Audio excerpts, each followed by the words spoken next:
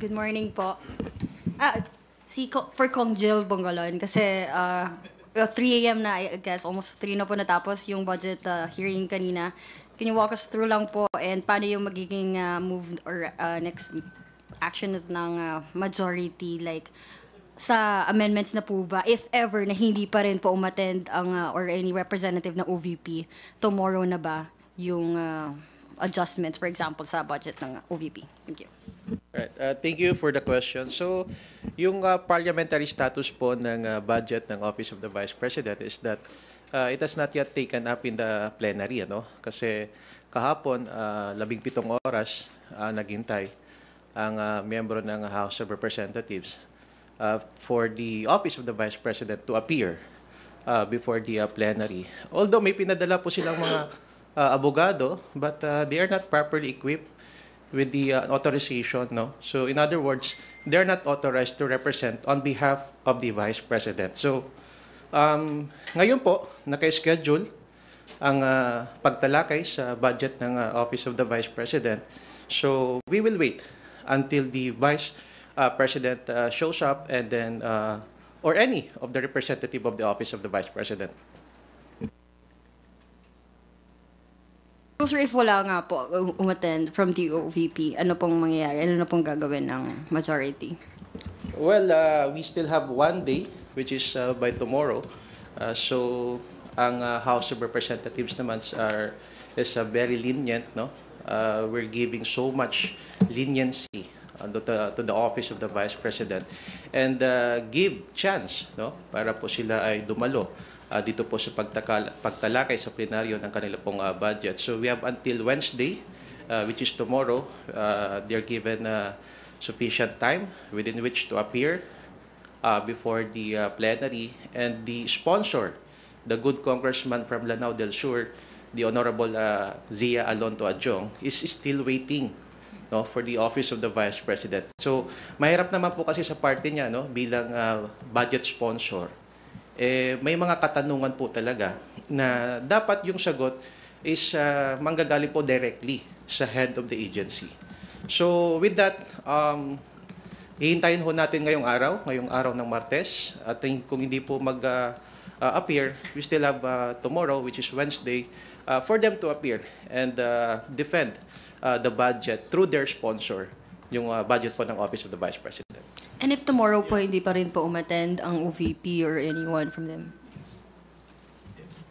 If I would just may add dun sa sinabi ni Congressman Jill, alam niyo kahapon talagang nakakaawa po yung mga miyembro ng Kongreso. Although talagang trabaho naman talaga namin yun, yung pagsisiyasat at paghihimay ng budget ng mabawat ahensya. Nag-umpisa po kami ng alas 10 at natapos po kami ng alas 3 ng umaga. At kahapon po, nakaschedule po yung Office of the Vice President at 10 a.m. Unfortunately, the Vice President was not available. She was not present. And also, neither was a letter explaining her absence was presented to the committee. Furthermore, there was no letter authorizing any representative to represent the Office of the Vice President in yesterday's proceedings.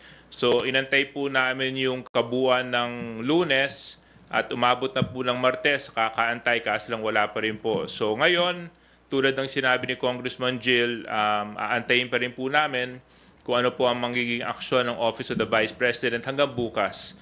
So we will provide every opportunity for the Office of the Vice President to come and be present during the plenary debates. I think it is only but necessary for every head of office to make themselves available in such a crucial period, because we are tackling the budget by which the office will be operating on the following year. So we have to give dignity and respect to the office that they represent. At ang isang pinakamagandang pagpapakita nito ay syempre yung pagpunta dito sa Kongreso, kasi bahagi naman po talaga to ng legislative process, bahagi po talaga to ng ating demokrasya, bahagi po talaga to ng tinatawag po natin transparency and accountability na pinatutupad po natin sa ating pamahalaan. Maybe hear the comments from other distinguished So guests. add lang yung kay Kong JJ, they very much put it well, yung kay Jay, sa Kong Jay saka kay Kong Jill. Pero sana wag naman po silang paasa kasi sunod-sunod na po yung events, nakikita nyo naman po, Chronicle. Ngayon, hanggang Wednesday po, we're extending the full courtesy at saka yung of course, yung pagrespeto po sa Office of the Vice President ay binibigay po ng House of Representatives. Pero mahirap po ang paasa, saka wag naman silang paasa. Kung Paulo, yung sinasabi na wag pasa, yung uso din ba sa budget process yung ghosting na tinatawag? Oo nga, no? Pero ano na ngayon, hindi na August. Extended.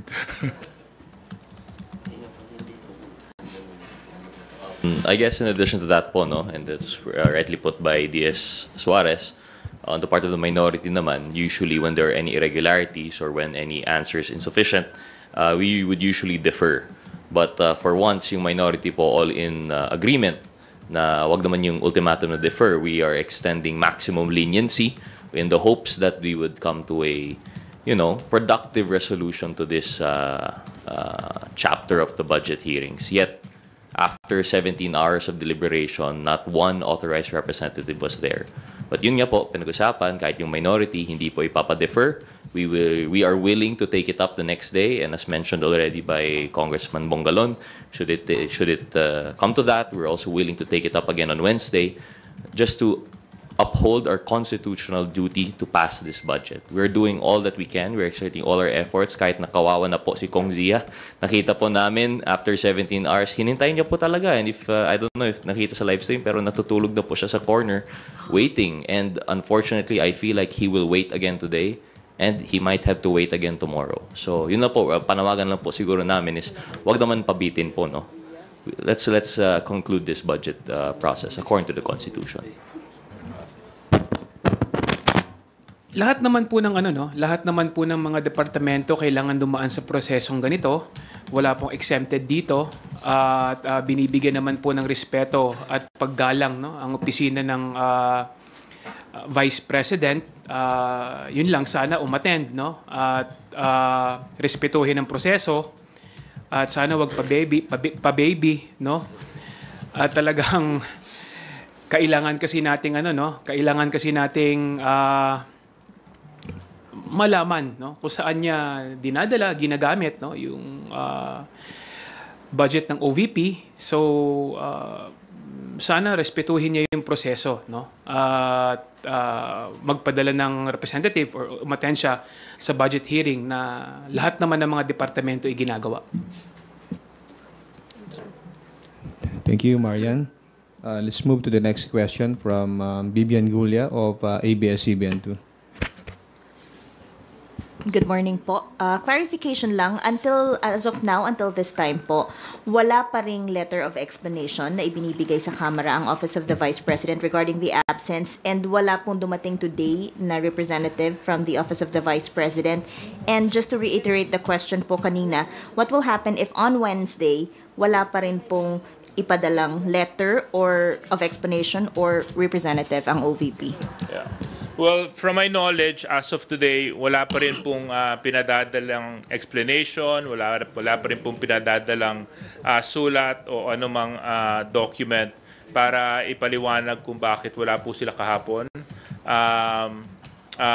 We will wait for the entire day of Tuesday because we really want to progress already dito po sa plenary debates ng iba't ibang mga ahensya. Medyo sumisikip na nga po dahil yung ibang mga departments nakaschedule for today, yung ibang ng mga departments na hindi po na-defer nung nakarang linggo, nakaschedule for today, at yung iba naman para bukas.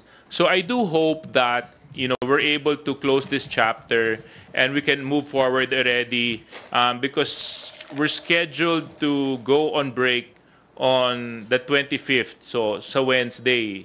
So kailangan po talaga matapos kaagad namin po within the given time period. Now, doon po sa tanong po ninyo, kung wala pa rin po, siguro mas maganda pong antayin po natin kung ano po ang magiging aksyon ng plenaryo dito at kung ano po ang magiging rekomendasyon ng Committee on Appropriations because they're the ones presenting the budget right now on plenary. So this is not a decision for us to make, but rather a decision for the 315 or 16 congressmen who compose the House of Representatives. But can you at least walk us through the scenarios po, possible scenarios? For example, posible po bang ipasa yung budget, I mean, could it delay the target to pass the national budget on third reading on Wednesday? Or posible po bang yung panukalang 733 million, yun na yun? Or posible bang bumaba pa po yung panukalang budget para sa Office of the Vice President? As of now, siguro it wouldn't be prudent to answer the question because let's give them a little bit more time. Meron pa naman buong araw ng Martes at nandun pa naman po yung buong araw ng Miyerkules para humarap, dumating, ipaliwanag at wala naman po tayong dapat sarahang na pinto sa pagkakataon para sa Office of the Vice President na dumalo ng maayos sa plenary discussions ng kanilang budget. Dagdag ko lang po so the last time we checked, the holding group assigned for the officials of the Office of the Vice President, until now po wala pong ni isang opisyal na dumalo galing po sa Office of the Vice President. And as I mentioned earlier, we have the whole Tuesday to wait for them to appear and express that they are willing to attend these plenary debates on the sponsorship of the budget of the Office of the Vice President. Huli na lang from me, sir, kasi yesterday may si Congressman Manuel during his manifestation na clear betrayal of public trust itong ginagawa daw po ng Vice Presidente na hindi umiiwas sa pagpapaliwanag ng how her office utilized the budget. Do you agree with that? And there are calls sa mga rally yesterday to impeach the Vice President. Your thoughts lang po.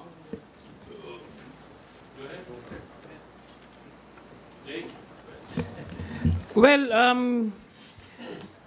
hindi naman kasi napag-uusapan dito sa House yung pag-i-impeach sa Vice President. Katulad nga na sinasabi ni Kong JJ kanina, we respect the Office of the Vice President and we are giving much leeway sa ating VP para i-defend at pumunta rito sa House para i-defend yung kanyang budget. So, sa majority, wala kaming napag-uusapan tungkol sa impeachment. Hindi natin iniisip yan. At ang importante sa amin ngayon is maipasa on time yung budget, including the budget of the Office of the Vice President, At maipakita sa tao na ang Kongreso patuloy nagtatrabaho para may ahon ang kanilang buhay para makatulong tayo sa buhay ng ating mamamayan. At syempre, yan din yung gusto ng ating leader sa Kongreso, Speaker Martin Romualdez, na maipasa agad ang budget dahil ang budget na ito budget na malaki ang maitutulong upang maiangat ang buhay ng ating mga kababayan.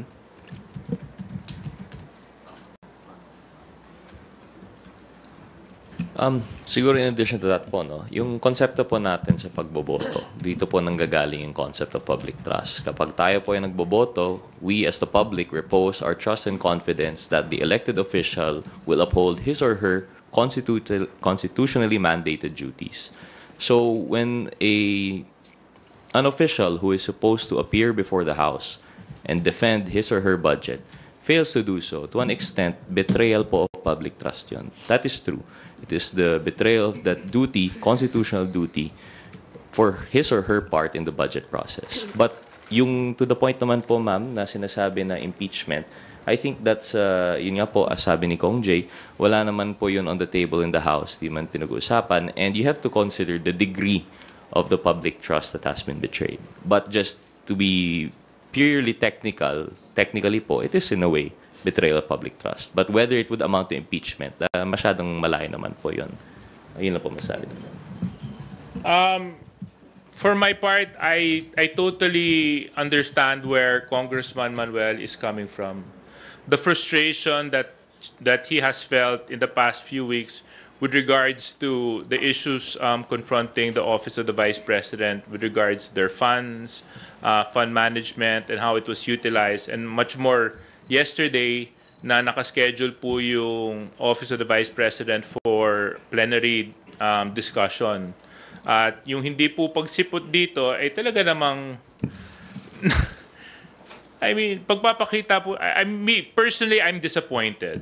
I mean, I would have expected more. I mean, this is such an important part in the budgetary process. And if you can see, and if you have seen in the past few days, weeks, secretaries are here waiting for more than 10 hours just so that their department can be presented in plenary. And no one is excused from this process. So I do understand the frustrations of Congressman Manuel, and I do respect where he's coming from. And with regards to that, I'm still hopeful na sana itong mga darating na araw naman, di ba? Dumating, magpaliwanag para matapos na po natin ito.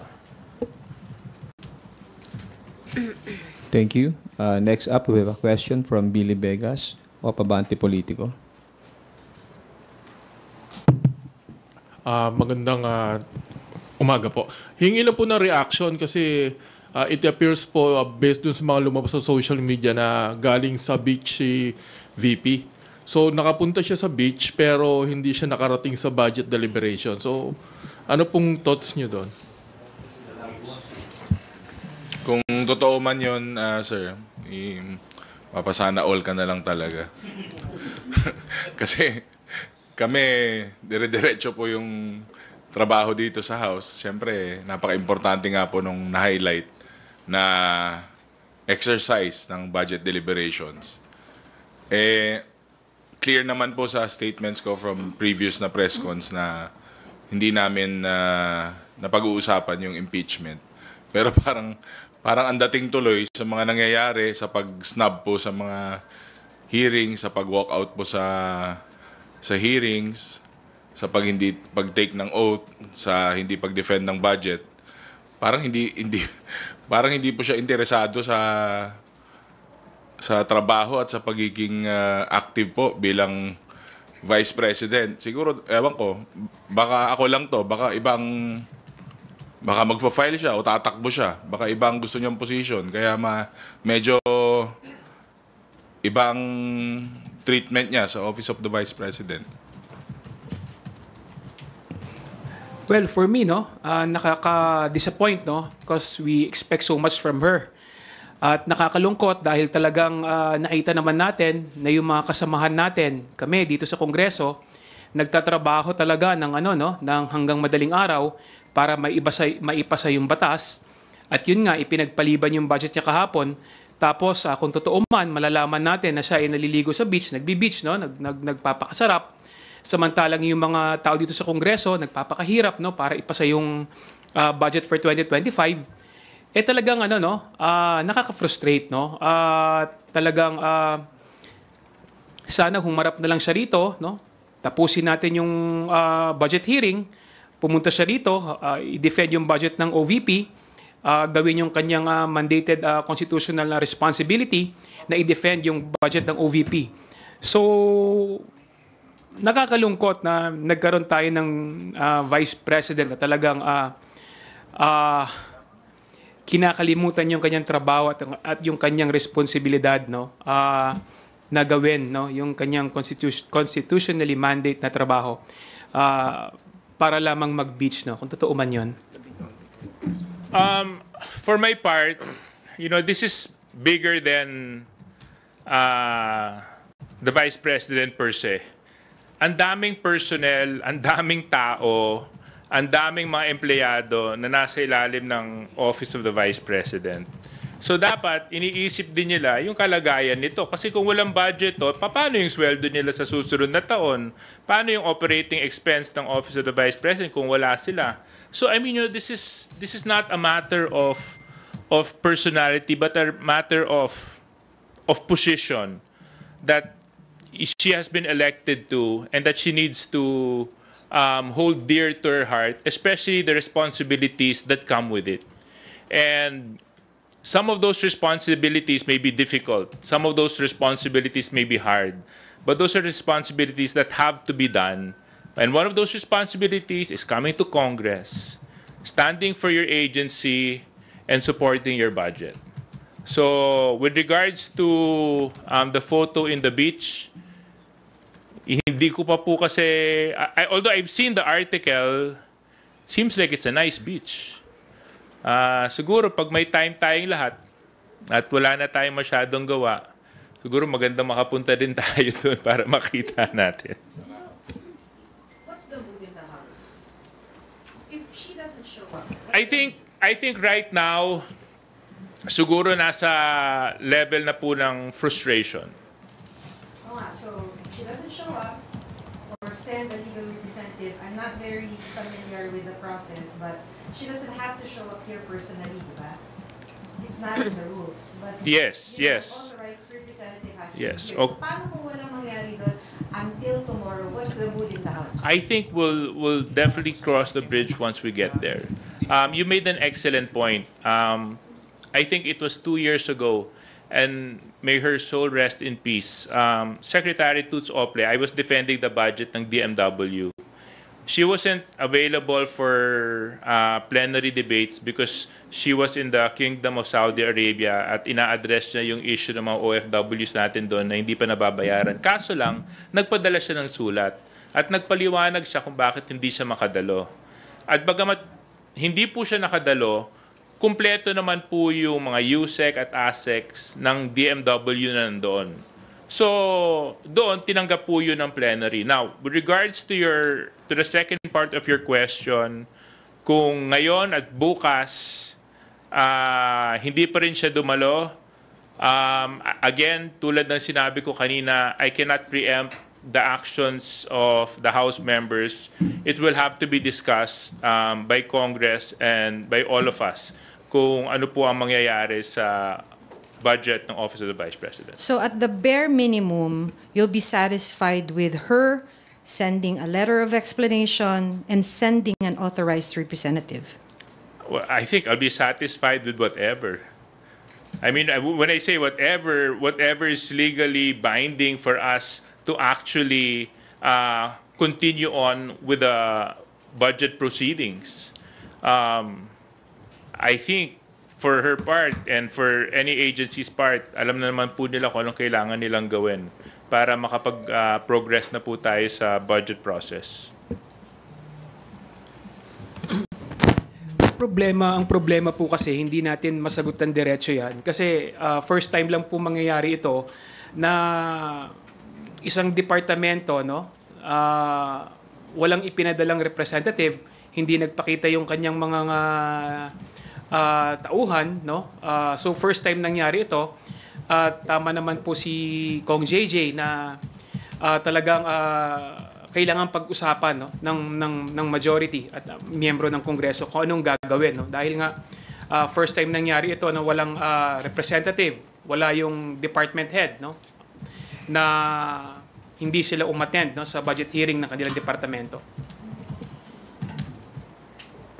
Well, just to give a reaction on that matter, so unang-una, naghintay po yung miyembro ng House of Representatives, no, for the Vice President to appear before the plenary and help the sponsor to answer the questions.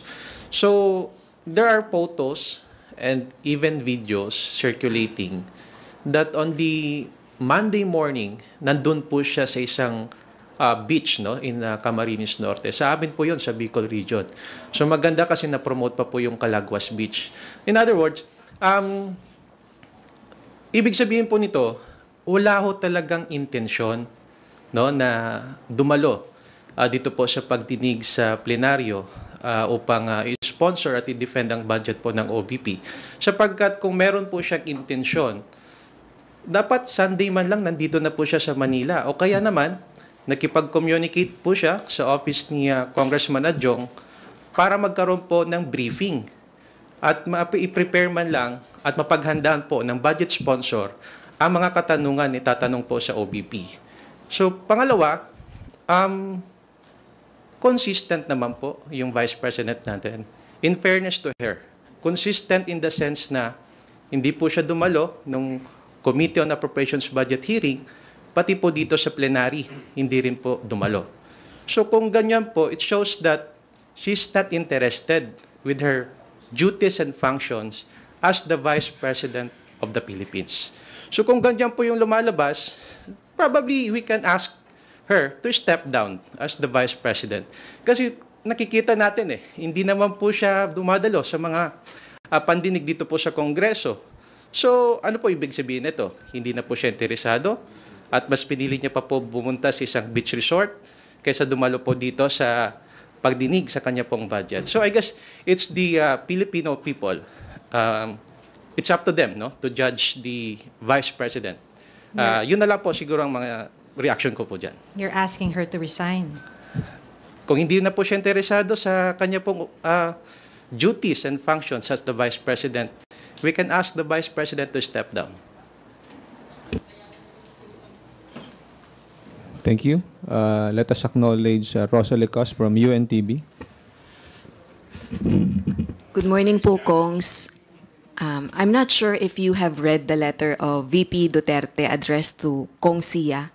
It's dated September 11, and then she said, the Vice President said, as communicated to the Speaker of the House of Representatives and the Chair of the Committee on Appropriations, the OVP has duly submitted all the required documents to the committee pertaining to its budget request for the upcoming year. Furthermore, a comprehensive overview of our proposals was presented during my presentation on 27 August 2024.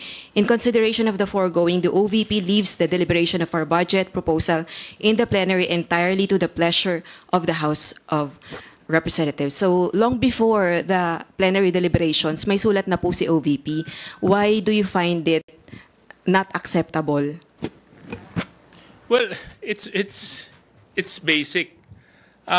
Yes, it's up to the sound discretion of Congress. Yun naman talaga yun Kaso lang, pagdating sa budget deliberations, yung mga departments at agencies concerned, dumadating. Kasi pagdating ng mga katanungan sa sponsor at wala yung representative ng ahensya na yon, paano may sasagot? Paano magkakaroon ng kaliwanagan? Huwag po natin kakalimutan ang pinag-uusapan po natin dito, pera ng taong bayan to, hindi to pera ng iisang tao, ng isang pribadong individual.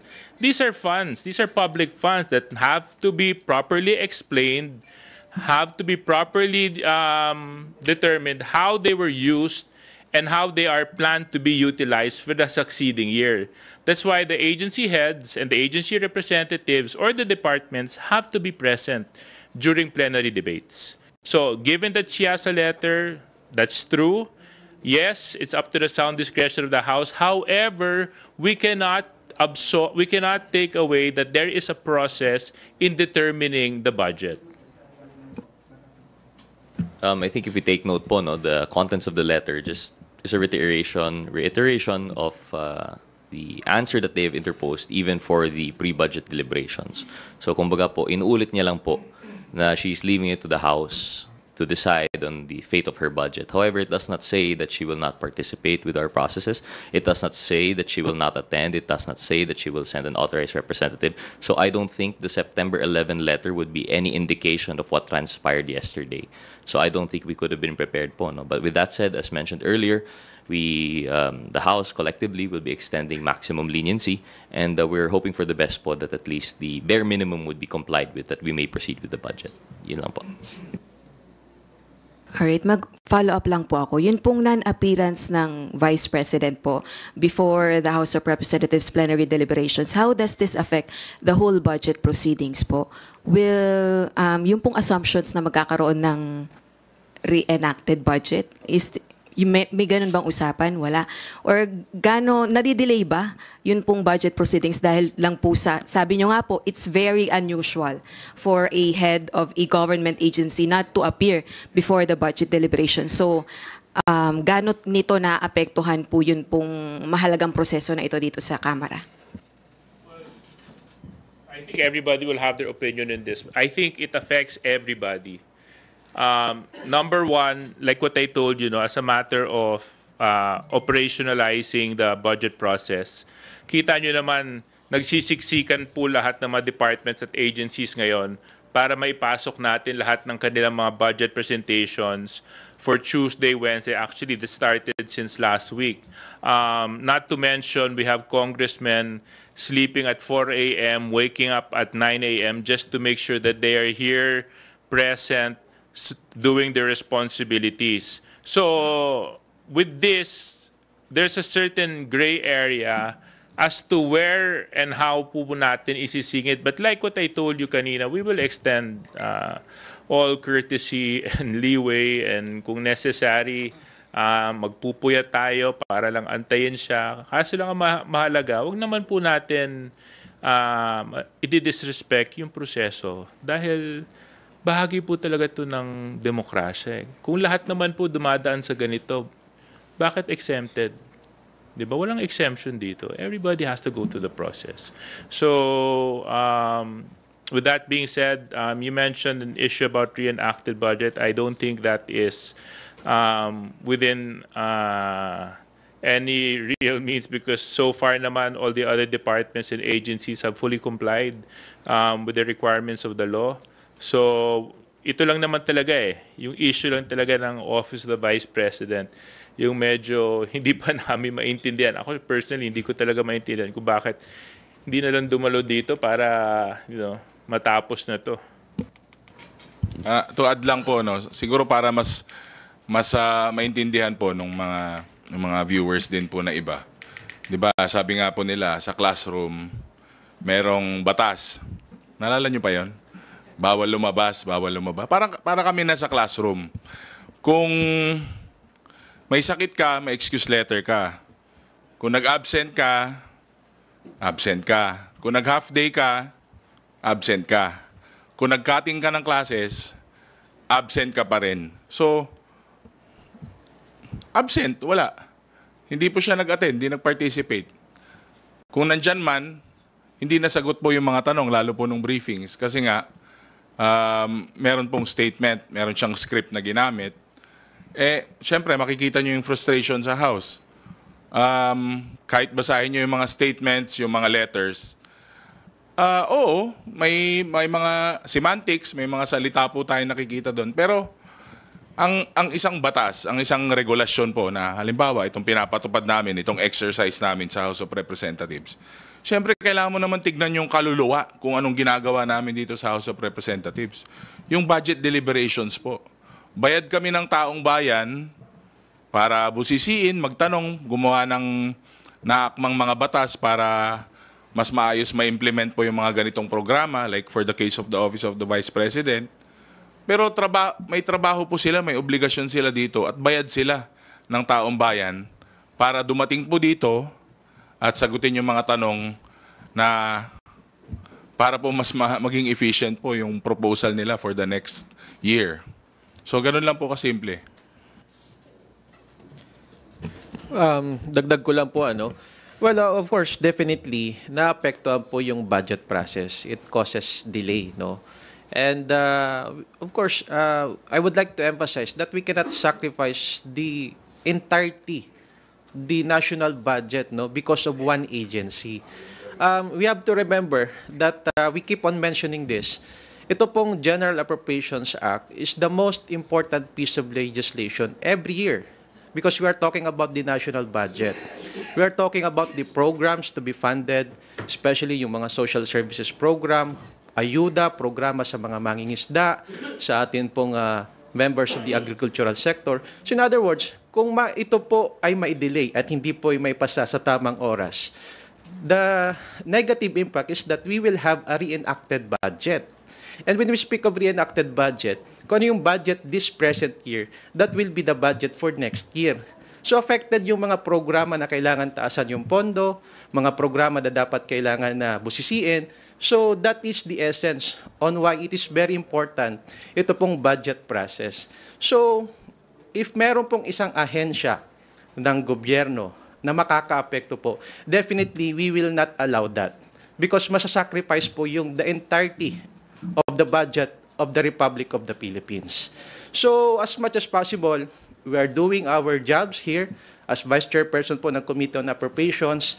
Gusto ho namin, planchado lahat ng budget ng kada ahensya ng gobyerno. Pero kung meron pong mga ganito na ahensya ng gobyerno, well, definitely, hindi po kami papaapekto. Dahil it is our constitutional mandate to pass the budget on time para hindi po masakripisyo yung pondo ng taong bayan for the next fiscal year, which is on 2025. Salamat po. Okay, thank you. Well, yung reenacted budget na sinasabi ninyo, no, para sa budget ng OVP, it is not possible, no? Hindi posible yon dahil napaka-imposible nun kasi nga talagang nagtatrabaho ang mga miyembro ng Kongreso para ipasa yung budget on time. Kung ang tingin ng ating Vice President, kaya niyang isabotahe yung pagpasa ng budget ng ating pamahalaan for 2025, hindi po papayagan ng Kongreso yon. Nagtatrabaho po ang mga miyembro ng Kamara para ipasa siya on time. At sana maisip din ng ating Vice President na dyan din nakasalalay sa budget ng OVP yung mga nagtatrabaho sa kanyang opisina, yung mga merong plantilla positions, opisina ng Office of the Vice President na kailangan ng sweldo, kailangan ng trabaho. Sana maisip din niya yon na hindi naman po pwede na lagi na it's all about her. Kailangan din niyang isipin yung mga nagtatrabaho sa kanyang departamento. So, yung reenacted budget ng OVP, it is impossible. Hindi mangyayari po yun dahil hindi papayagan yun ng Kongreso. Just an addition lang po, no? Usually po when you speak of reenacted budget, you're talking about the whole budget. And this usually happens pag may substantial issues, meaning the parties don't agree in the direction of the budget or the leadership is unable to keep everything in line. In this case po, I think procedural lang naman po ito. It's just a procedural issue. The budget process of Congress is slowing down to accommodate the certain personalities to appear, to be heard, to be fair, to be lenient. And I think the leniency afforded on this procedural issue will have its limit. And we will not sacrifice the budget for the sake of this, procedural lapse. The substantive must reign and still we will pass this budget. It's just that what we're trying to say here is that the budget will wait for no man. But in this case, it is a woman. So, yun po. Before we recognize Big Sumintak from Net25, we will acknowledge again Marian Enriquez for a related question. Sorry, follow-up lang po dun sa question ni Ate Maki. Kung Jill said, kung hindi na siya interesado, VP Sara, sa trabaho niya, we can ask the Vice President to step down. Is that the sentiment of the entire House, D.S. Suarez? Kung Jill Bongalon said earlier po na kung hindi na interesado si VP Sara sa trabaho niya, we can ask the Vice President to step down. Is that the sentiment of the entire House? Well, that's clearly a clear sentiment being shared by a lot of members. Kasi, alam mo, trabaho yun, responsibility. Kaya nga ako, iniisip ko, kung hindi kaya resign siya ng DepEd, tapos ito rin mangyari sa budget ng DepEd, ano kaya nangyari sa mahigit na, ilang kayang teachers ang umaasa sa DepEd na empleyado natin? Thousands yun, di ba? So, I mean, tayo lahat elected. Kami mga halal. Kami pinagkatiwalaan para maglingkod. May trabaho kaming dapat gampanan. Bahagi ng trabaho to eh. Bahagi ng responsibilidad to. So bahagi talaga to na as head of agency, as head of department, you have to go through the process. And this is just bigger. This is not even about her. This is about the office of the Vice President, the second highest position of the land. And you have to put respect and due courtesy to that office. And to simply show up and do your work, I think it's the least that she can do for the office of the Vice President.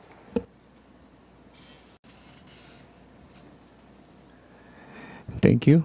Big Sumintak from Net25, please proceed with your questions. Magandang umaga po. Ang sabi nyo nga sa ngalan ng kortesiya, leniency, ibibigay nyo lahat sa Office of the Vice President. Naghintay kayo kahapon, maghihintay kayo ngayon, bukas, siguro hanggat magpakailanman. So, ang sabi nga ni Congressman Kunghon, kaya sabi ko, hiramin ko si Tita Mili. First time na nangyari ito. So my question is, dahil ito ay magiging first time, at kung hindi talaga siya dumating, magkakaroon ba kayo ng clear policy ngayon sa budget deliberation ng isang head ng agency na hindi darating para malinaw kung anong gagawin ng Kongreso? Well, definitely, hindi kami mag-aantay ng magpakailanman. Kasi kailangan maipasa yung budget by Wednesday. At hindi ito mapipigilan, no, ng opisina ng Vice President na maipasa ng Kongreso ang budget come Wednesday.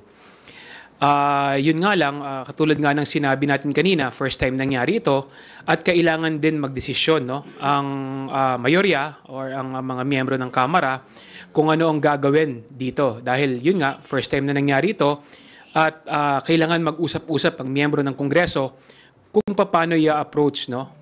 Hindi namin masasagot ng kami lang to dahil syempre, ito ay usapin na kailangan desisyonan ng buong Kamara de Representante. Alam mo, she can come here. She's been here twice. She went here during the budget briefing in the committee level. She went here last week when we had the first hearing on good government. So she has time to go to the beach. You know, she should have time to come here. Pag madami ng absent sa classroom, may drop na. Parang ganun ba yan? Ito po, yung practical approach lang po nung kung bakit importante na andito po yung head of the agency. Because we cannot expect the budget sponsor to answer everything on behalf of the department or agency. Kahit ako po, I defended several agencies. May mga katanungan po ako that I requested for a minute of suspension because I have to consult the secretary or the head of the agency. So, yun lang po yung kasi yung practical approach kung bakit kailangan po nandito yung ating pong head of the agency or even officials from a particular department or agency para tulungan po yung budget sponsor na nagdedepensa po ng kanilang budget. So, yun ang mawawala ngayon kasi we're talking about first time. And magiging ano po ito it will set as a bad precedent. Kasi baka gayahin din po ng mga ibang departamento o ahensya ng gobyerno, pwede naman pala hindi sumipot dyan sa plenary debates Padala na lang kami ng representative o kung sinong high-ranking official ng sinasabing agency. That is why it's very important that wag natin baliin ito pong naging tradisyon na dito po sa Kongreso that all government or all heads of the government agencies must appear before the plenary. Ginawa po natin yan doon sa Committee on Appropriations budget hearing. Diba po, nung time, I defended the budget of the DMW. Nung time po na yon, nandun po si Secretary Kakdak sa Senate kasi nakasalang po siya sa Commission on Appointments. So what did the Committee on APRO did is that ini-reschedule namin, kinancel namin yung budget hearing because members of Congress want the Secretary to present the budget before the members of the House of Representatives. Same thing in plenary discussion. Babalik po lahat ng heads of the agencies to aid, to help the budget sponsor in defending their respective budgets. So, yun po yung practical application kung bakit kailangan at importante na yung head of the agency ay nandito po sa plenaryo. In addition lang, the congressman defends the budget, pero we are not the disbursing officer. Hindi naman kami yung tagagastos ng budget. We justify the budget, we defend the budget, but hindi kami yung tagagastos, no? So, kailangan mismo kung sino yung gumagastos ng budget, dapat sila yung naandito para sabihin kung paano nila ginagastos yung budget ng ahensya. At yun yung nakakalungkot, no? At yun yung nakakaawa sa sitwasyon ni Kong Sia. Maraming katanungan ng mga miyembro ng Kongreso na siguradong hindi niya masasagot pag wala rito yung mga opisyalis ng OVP. Dahil sila yung nag-disburse, sila yung gumastos, sila yung gumamit ng pera. At sila pa rin yung gagamit ng pera nitong 2025. So kailangan nandito sila para ipaliwanag kung paano at saan nila gagamitin yung budget na ipinagkakatiwala sa kanila ng mamamayan. Just to add lang po siguro, I think we're all in agreement here that we will not shift our rules for accommodating incidents such as this. On the part of the minority naman po, there might be a confusion, no, that we might be happy if there is no one to help the budget sponsor to defend it. We can say whatever you want. But that's far from the truth. Hindi rin naman yun yung gusto namin. What we're here for in the budget is to find answers, to seek answers, to clarify, to explain bakit po ganito yung budget. When you don't have a resource person around to aid the budget sponsor, not so much as to defend, but to to put substance into the budget, it becomes a lost cause. So, and I think regarding the rules, this is the first time lang po siguro, and hopefully it is the last. This would be the first time that an official has failed to reach the bare minimum of decency to at least appear po, no, or at least send a representative. But we're still hopeful that this would not be repeated.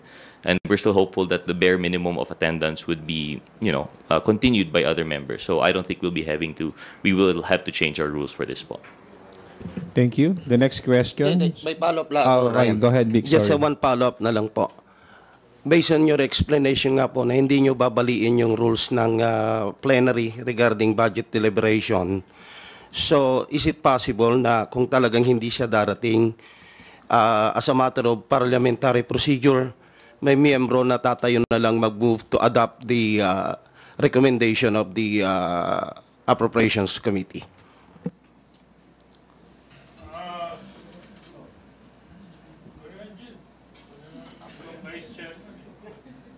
Again, I guess we will cross the bridge when we get there. Kasi like for today, we're still waiting for the officials from the Office of the Vice President to appear. So malay nyo, magkaroon po ng himala. Mamayang hapon dumating. Di at least hindi mangyayari yung nabanggit po ninyo, sir, no? So, but then again, it's up to the members of the plenary. Hindi naman natin control kung ano pong decision po, lalong-lalo na sa members of the minority, wherein ang dami po nilang questions dun po sa budget ng OVP. So, let's wait and see kung ano po yung magiging takbo nitong diskusyon sa budget po ng OVP. Thank you, Vic. The next question comes from Lenesca Panti of GMA Online. Ay, good morning po, Lenesca. And sir, good morning po. Given the absence of the Vice President as of the moment, would you say that the House Appropriations Panel's recommended 733 million budget for OVP is a justified one and the 2 billion is unjustified? That's my question po. You can't answer that question whether justified or not because we haven't even tackled it on the floor. And the reason why we can't tackle it on the floor is because she's absent. She's not here. You know what? Anything can happen during plenary debates. It has happened many times. May iba nagre-recommend ng dagdag budget, dagdagan. Kung nakikita naman nila na maganda at maayos, di ba? May pa nga nagre-recommend na kung pwede, doblehin pa. So sa akin, di ba, until such time that she is here, then we will know and find out from the members of Congress what our position is with regards to the recommendations on the Committee on Appropriations. Thank you. Are you done with your question, Lenesca? Okay. Next question from Red Mendoza of Manila Times. Hi po, good morning po. First question po. Kong Jill, yung sinabi niyo po na you're not necessarily pushing, pero you're necessarily parang pushing na rin for the Vice President to resign. Of course, she's voted by 32 million people. She's voted by more people than the President. And meron din siyang cadre of bloggers and supporters na pwedeng kalkalin ang buhay ninyong mga congressman. Kinakalkal na nga yung buhay ng mga Quadcom eh. So ano pong ma-expect niyo po dito? Kasi you're basically treading on a landmine here. Kasi the Vice President has so many supporters. Trabaho lang po, walang personalan. Next question na lang po and my last question. Sinabi po ng isang columnist namin, si Manu Tequia, na you're being compared to an mafia. You're being compared to a mafia code of honor, yung rules and yung mga pag-open ng budget, presentation and all. And I quote her, "Omerta, the mafia's code of honor is embraced by the very institution elected by the voters to stand for their interests.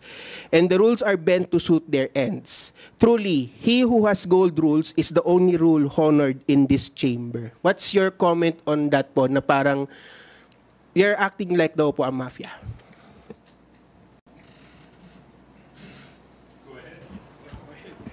She's entitled to her own opinion. Bahala siya. As Kong Jill said, we're just working with the rules here. We're nagtatrabaho lang po kami. I appreciate the questions read, no, but they seem to be politically charged. So I think we'll just leave our work to speak for itself po siguro. Ako, nabanggit mo yung 32 million, siguro ang isang opinion ko na lang doon. Respetuhin niya yung nagtiwala sa kanya para may luklok siya sa pwesto. At gampanan niya yung trabaho bilang vice-presidente. Thank you. And with regards to the landmine that you mentioned, yeah, it's been happening for the past 8 months, so it's nothing new. Thank you. Kenneth Basilio from Business World. Hello, magandang umaga po. So help us understand na lang po, no? State economic managers said they formulated the national budget with the Philippine Development Plan 2023-2028 in mind. So just to contextualize, the PDP places focus on promoting human social development, agriculture modernization, and domestic industry revitalization, among others. A review of the proposed budget shows that allocations to the agriculture, health, and social welfare departments were slashed, with the MSME Development Fund only at 2.3 billion. This is to support the 1.1 million micro, small, and medium enterprises that we have right now po. And the agriculture budget allocations stagnated po kasi when compared to the total economy po. Why does it seem na parang may disconnect between the Philippine Development Plan and the formulated proposed national budget po? And what could Congress do to ensure the budget adheres to the said plan po? Well, definitely, the budget is there to support the objectives and goals of the Marcos administration. With regards to appropriation of funds, ang dami kasing factors ang dapat natin i-consider, such as utilization, efficiency, such as continuing funds that have to be put into consideration. So, but given the performance of the Marcos administration to date in addressing inflation, we've been very good. Inflation numbers are going down. When it comes to improving the lives of Filipinos, I think Filipinos are more positive with regards to their output when it comes to their state and their state of life. Kung titignan po natin yung continuous social amelioration programs na ini-implement across the nation, that is unprecedented. It has never been done, and it's only being done by the Marcos administration. So with respect to the goals of the Philippines under the Philippine Development Plan, I think we are still very much on track. With regards to the budget and the finances and the funds that are required to meet those goals, with regards to agriculture, infrastructure, and social development. Yun din, to add lang. Alam naman po natin, usually, pag nasa ground ka, sinasabi nila yung Philippine Development Plan is napakagandang wish list. Sinasabi nila yan eh. Pero I beg to differ na alam natin na inaaral po yan bago naman po hinahain ng NEDA yan eh, na pag-aralan po maigi yung mga plano. saka mga pangangailangan po ng national and local governments. Pero ang realistic side po niyan, hindi naman po lahat kasi talaga mapopondohan. Saka medyo kukulangin pa rin tayo sa pondo. Pero what this institution is doing dito po sa House of Representatives, on our part, yun nga, sabi ni DSJJ, tinitignan din natin kung paano po ginagastos yung mga nakaraang budget, yung burn rate, yung utilization rate. Kung yung mga specific agencies po, yung mga departments po na iba, hindi maganda po yung paggamit ng pondo. Kunwari, meron pong utilization rate na 3% lang.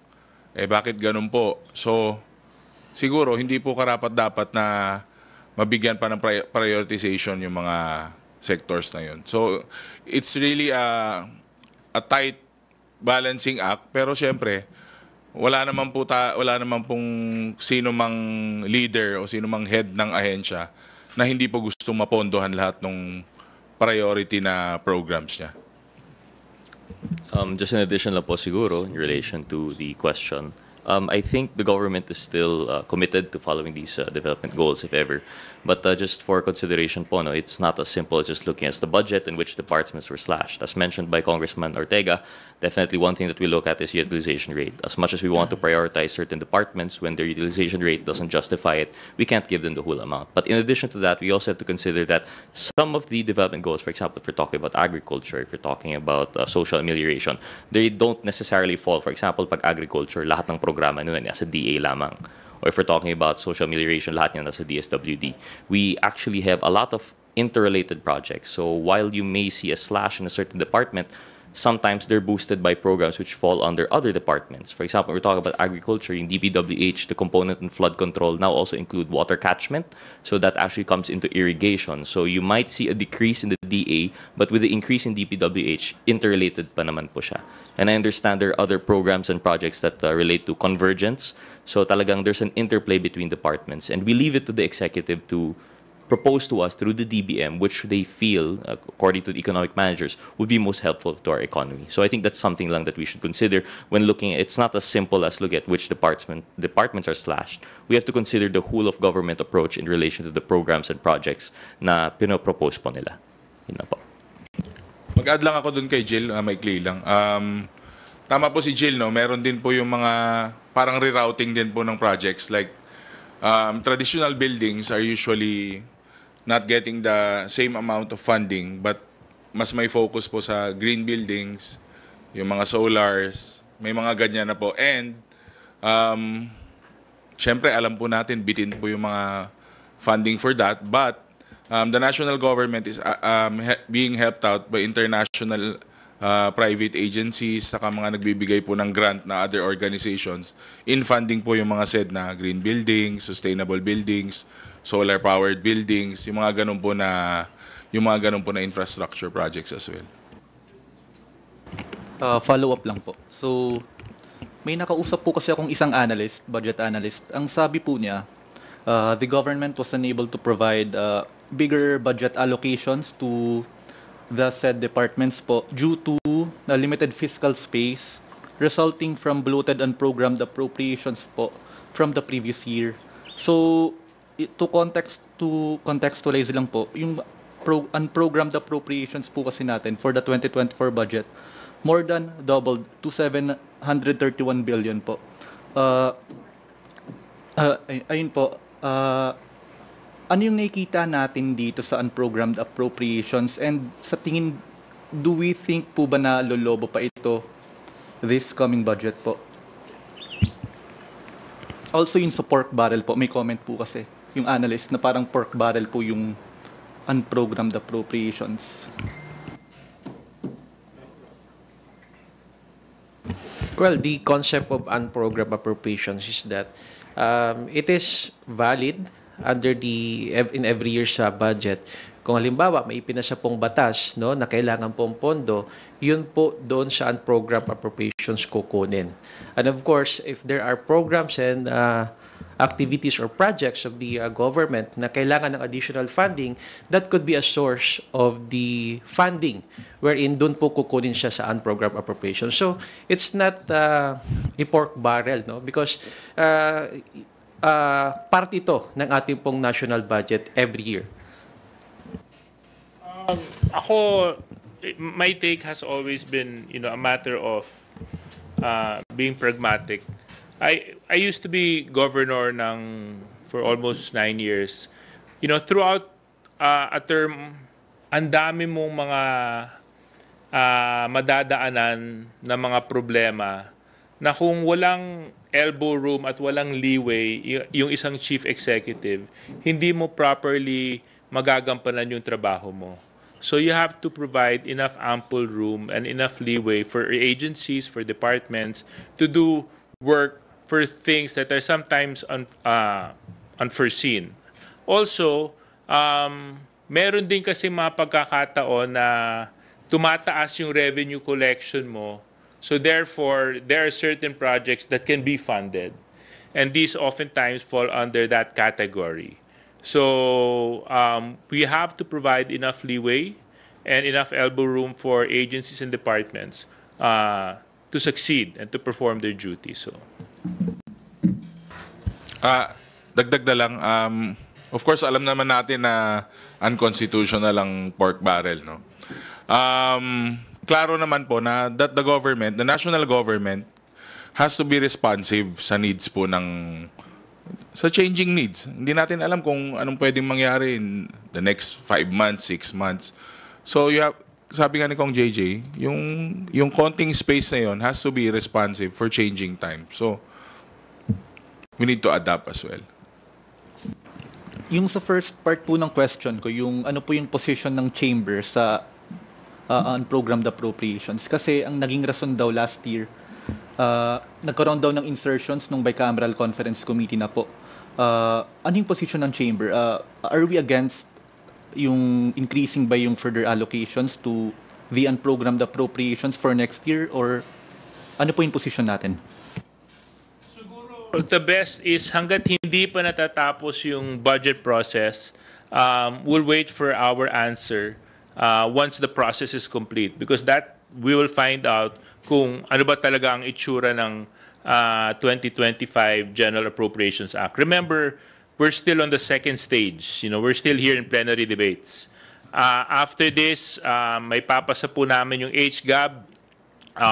The Senate will be coming up with their own analysis, with their own process. And after the Senate approves their version, we will have to meet as a bicameral conference committee and then propose the 2025 General Appropriations Act. And then after that, it will have to go through the President. And of course, we know that the President has veto power over certain items in the budget. So it's still so early in the game to come up with an opinion on a statement on something that it's not even there. So until it's final and until it's actually real already, I will hold my opinion still then. No? Last follow-up question na po. Please wrap up. We have sige, 2 sir. more questions. Okay. Yung sa DOH, ano po natin budget, no? It was deferred, yung DOH budget po natin, it was deferred kaninang madaling araw, no? Ano ba yung mga agencies na nakikita natin na magkakaroon pa ng mga ganitong contentious debates pagdating sa budget allocations, and how does the chamber plan to move forward with this? This is the beauty of democracy, where everybody's position and opinion matters when it comes to plenary debates, where congressmen, if they feel that their answers are not properly responded to by the sponsor, talagang minsan nade-defer po talaga yung budget. Nangyari po to sa DNR noong nakarang linggo, kaya it had to be rescheduled. Kaya nga mahalaga na nandito yung Vice President. 'Di ba? Kaya mahalaga ko, paano kung nangyari yung sitwasyon na naituloy yung hearing tapos may mga nagtanong tapos hindi maisagot ng sponsor kasi wala yung magpapaliwanag. Ano ngayon ang mangyayari sa proseso natin? So that's why, this is just part of the democratic process. So with regards to that, yes, it can happen, but that is the reason why Congress is working around the clock, like literally around the clock. Isipin nyo kagabi sa mga nandito at nakipuyat, alas 3 na ng umaga na tapos ang session and now we're still working. So feeling ko baka mamayang umaga, baka ngayon, araw ng Martes, uumagahin pa ulit ang Kongreso sa paghihimay ng 2025 budget. Thank you, Kenneth. Before we hear the last two questions from Mela and Marian, we will entertain first a phone-in question from GMA Des, from Jenna Balauro. Does the House have the authority to detain a resource person held in contempt, and can they be placed anywhere according to the rules?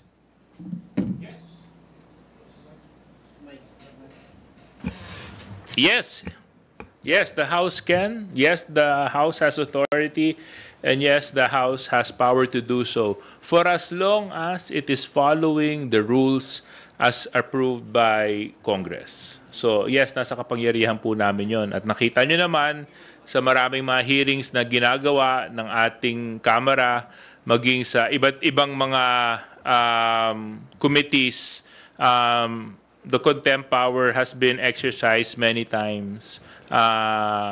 But for as long as we follow the requirements of the law. Thank you. Melalis Moras from PTV4. You're recognized. Hi, good noon po mga Kongs. Hingin ko lang po yung reaksyon nyo. Nagkaroon po ng bagong survey na inilabas ang Tangere Survey about sa satisfaction and trust ratings ng top government officials. Si President Marcos ay tumaas ng yung satisfaction na ng 46.4% at yung trust ratings na tumaas din ng 58.8% na. Si Vice President Sara Duterte bumaba po 48.7% yung satisfaction rating and yung trust rating 56.8%. Si Speaker Romualdez, tumaas din yung survey, yung satisfaction and trust ratings ng sa 46.3% at 56.4%. Maging yung survey ni na yung ratings ni na Senate President Francis Escudero at Chief Justice Alexander Gesmundo, tumaas din po. Ano pong masasabi niyo rito?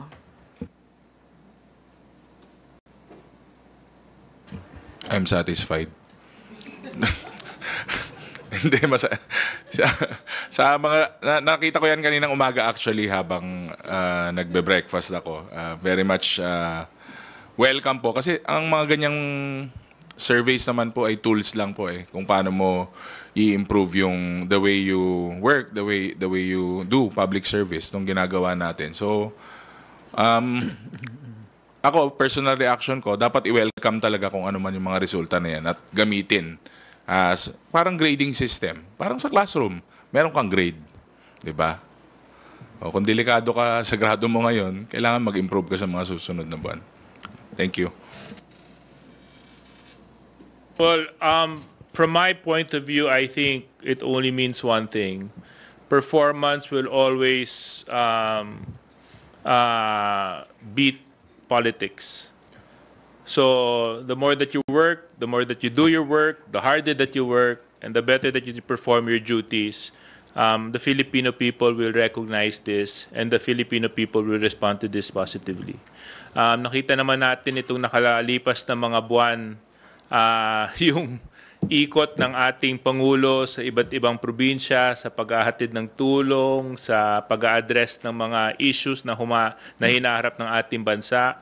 And of course, when it comes to the work of Speaker Martin Romualdez, we have seen the same, how do you say it, degree in dedication sa mga ikot po ng mga BPSF, sa paghahatid po ng mga tulong sa mga nangangailangan. At ngayon, dumadaan tayo sa budget process. And this is a collective effort, of course, of the 19th Congress. And I'm happy for the numbers that they have received. And I hope this will further inspire the administration to work harder, because the Filipino people need people who are serious and who are willing to work for the Filipino people. Well, congratulations no kay President BBM. Congratulations kay Speaker.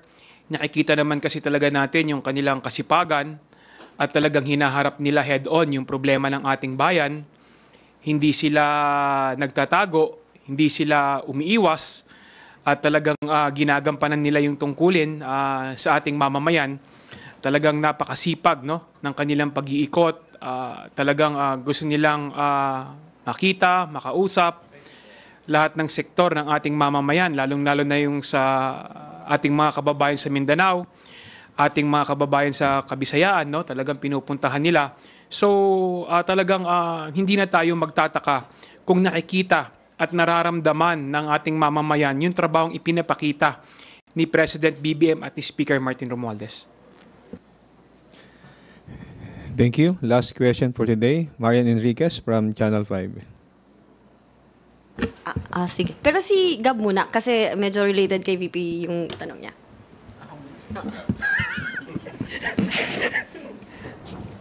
DSJJ, kanina kasi nabanggit nyo na parang nini-imagine nyo kung ano mangyayari kung hindi rin pupunta si VP Sara at DepEd Secretary pa siya.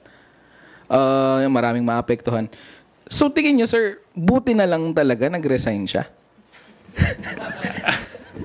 Well, hindi ko sinabi na buti na lang nag-resign siya. Ang iniisip ko lang kasi, syempre kung ito yung ugali niya bilang OVP, tapos assuming na hindi siya nag-resign, di ano nangyari sa budget ng DepEd? 1 milyon na teachers yata ang umaasa sa DepEd budget. At saka hindi lang yung mga teachers, yung mga bata, yung mga paaralan, yung mga magulang na umaasa sa maayos na edukasyon, di ba? So, I mean, you know, that was the point that I was trying to make, because at that time she was holding 2 positions and very important. So, sana ito naman ay posisyon na ipinagkatiwala sa kanya. Posisyon na binanggit mo nga kanina, 32 million ang nagduklok sa kanya doon. Di sana yun ang magsilbing tuntungan niya para gawin yung trabaho, di ba? Humarap, magpaliwanag, pumunta dito, at kung hindi siya natutuwa, di marami pa namang paraan, di ba? This is just, part of the democratic process that everybody has to go through. Now, sometimes the process is difficult, sometimes the process is uncomfortable, but ganun po talaga yun di ba? Hindi naman natin maiiwasan yun dahil lahat tayo ay halal na opisyal ng ating bayan. Buti na lang at si Secretary Angara na yung Secretary ng Department of Education, dahil nakita naman talaga natin yung pagbulusok pababa, no, yung kalidad ng edukasyon, lalong-lalo na yung lalong-lalo na yung ang may hawak pa ng Department of Education, si VP Sara pa. Nakita naman natin yung pagbaba ng kalidad ng edukasyon nung siya pa yung namumuno sa Department of Education. So buti na lang at si Secretary Angara na yung namumuno sa DepEd ngayong panahon na ito. To add lang, no, this is nothing personal para sa pagkakaintindi po ng taong bayan. No? This is not even a question on for her as a secretary, as the vice president. For me, ang totality po lahat nito, this is a question of leadership. Can you lead the department? Can you lead your office? Kaya mo bang i-lead? Kaya mo bang i-lead ang Pilipinas? Kaya mo bang i-lead yung constituency mo? So it's a leadership question. So kung may problema ka bilang leader, paano yung mga umaasa sa'yo saka nasa likod mo? So it's a leadership problem and a leadership question. Thank you. Thank you. Go ahead, Marian. I'm surprised lang wala nagtanong about Quadcom or anything. Pero siguro, ask ko lang po sana if you wanna comment on this po si Attorney Melvin Matibag. Nag-file po ng disbarment case against Attorney Harry Roque sa Supreme Court. Noted yung social media post ni Roque on the Pulveron issue, among others, involving President Marcos. Your comment po. I've only come across that now. Kailan siya nag-file? This morning. Oh. Okay. Well, I hope even if Sinong nag-file? Melvin Matibag? Yeah, I hope even if Melvin Matibag has filed the same, it's still not enough. It still doesn't give reason for Attorney Harry Roque not to present himself in the next Quadcom hearing, which is scheduled on Friday. So we hope na makadalo siya dahil marami tayong kailangan maitanong sa kanya. Gusto ko pong i-congratulate yung efforts ng PAOK TF noong nakarang linggo. Dahil habang nagka-Quadcom hearing po tayo, nahuli po nila si Tony Yang, yung kapatid po ni Michael Yang. So isa po siyang vital person of interest pagdating sa criminal underworld syndicate sa ilalim ng POGO. So with regards to that, I have no opinion because of course that is the position of Attorney Matibag. But what I'm hopeful for is Attorney Harry Roque presents himself in the next Quadcom hearing on Friday.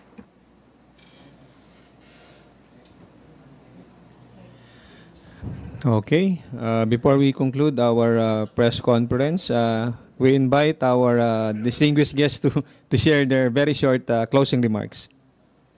Sir, if you have any. Our closing remark is public office is public trust.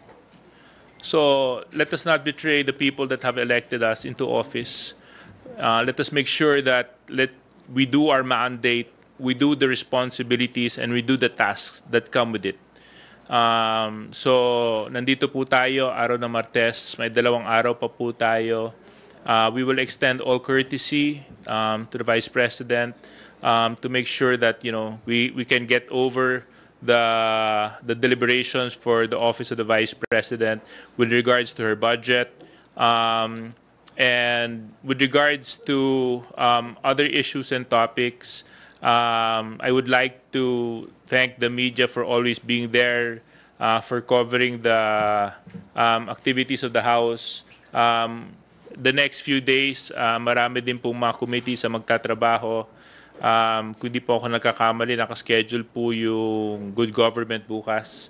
Tapos meron din po tayong Quadcom sa Friday. So kung paano nyo po kami sinamahan ngayon, sana ganoon din po yung suporta na yung papakita po ninyo sa madarating na araw. Maraming salamat po. Thank you. Thank you rin po sa mga kaibigan natin sa media at huwag po natin kakalimutan, samahan ang pambansang barkada, ang Young Guns on the Move, 5:15 p.m. to 6 o'clock sa PTV4 at papasyalan po namin ang very historic city of Manila. Thank you.